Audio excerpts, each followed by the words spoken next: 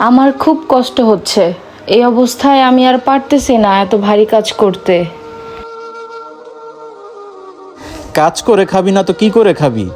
বিয়ের এত বছর হয়ে গেছে, এখনো একটা ছেলে সন্তানের মুখ দেখতে পারি নাই।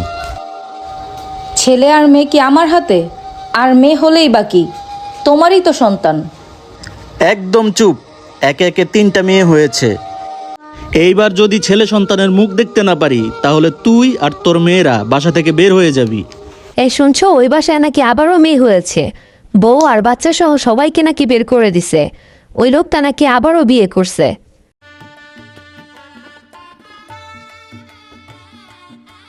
তোমার কাছ থেকে আমি কিছুই চাই না, আমারে শুধু একটা ছেলে সন্তান উপহার দিও।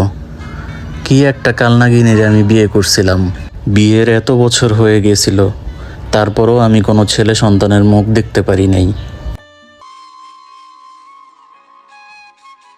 আজকে আমি অনেক খুশি। আজকে তোমার জন্য আমি একটা ছেলে সন্তানের মুখ দেখতে পেরেছি। উফ, বাবা আমার ওষুধটা আনছিস? আমার ওষুধটা শেষ হয়ে গেছে। তোমার কি মনে হয় আমি সারাদিন এইসব নিয়ে পড়ে থাকি? আমি সারাদিন কাজকর্ম নিয়ে অনেক বেশি ব্যস্ত থাকি। তাইলে আমার কাছে কটা টাকা দিয়ে আমি ওষুধ কিনে নিয়ে আসি। সারাদিন খালি টাকা আর টাকা। হ্যাঁ, দাঁড়াও, আজকেই ব্যবস্থা করতেছি। সারাদিন আমার কাছে টাকা টাকা না করে নিজে কিছু একটা করলেও তো পারো। বাইরে গিয়ে দেখো তোমার বয়সী কত মানুষ কাজ করে খাচ্ছে।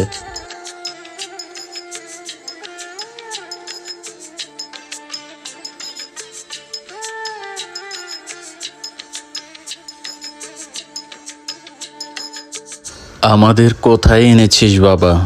আজ থেকে তোমরা দুজন এখানেই থাকবা।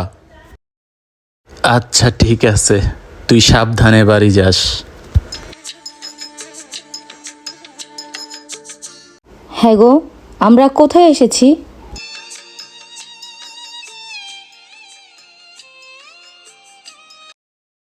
বৃদ্ধাশ্রম।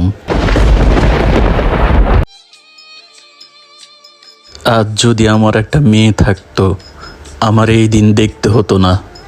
আজ আমার এখানে ঠাঁই হতো না। প্রত্যেককেই তার কর্মফল ভোগ করতে হয়। আমার ঠিকানা তাই বৃদ্ধাশ্রম।